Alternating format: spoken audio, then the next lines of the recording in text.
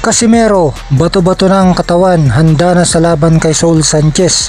Sa post ni Cuadrolas sa kanyang social media account ay makikita siyang nagpapapawis at mukhang seryoso talaga na makuha ang tamang timbang na 122 pounds para sa laban niya sa October 13 kontra sa Amerikano na tubong Mexico na si Saul Sanchez.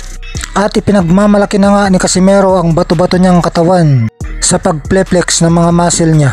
Hulmado na ang kanyang katawan at handa na para sumuong sa digmaan kontra matapang na si Saul Sanchez. Sabi ni Casimero na madali lang daw na kunin ang timbang.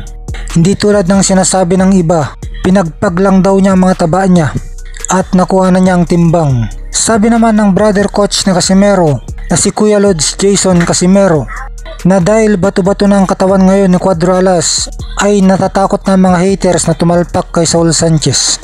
At makikita rin sa video na umuusok na sa lakas si Casimero. Kaya siguradong mag-aapoy ito sa laban at patutulugin si Saul Sanchez.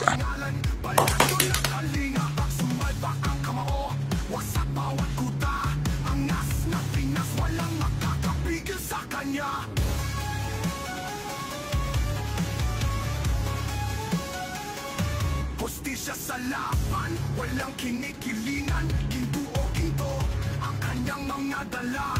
Basag ang kalaban sa bawat angas ng Pinas, walang makakapigil sa kanya. Hostisya sa laban, walang kinikilingan, ginto o ginto. Pag na guys, pinagpag na yung taba. Pagkapot ng umagpag ng mataba.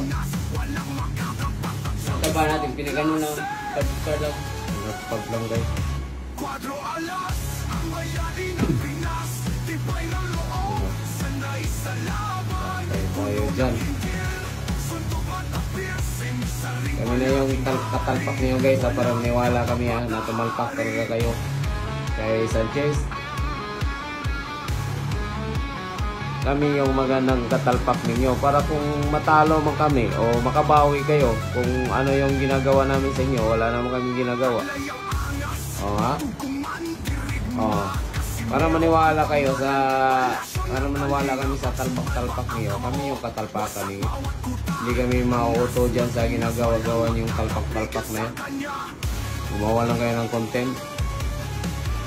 Mas maganda kami yung katalpakan ninyo para maniwala talaga kami na tumalpak kayo kay Sanchez.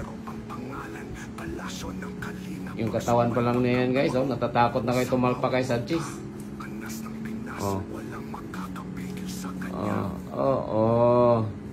Gagawa naman kayo ng yung katawan, tapos sasabihin niyo paano yung performance.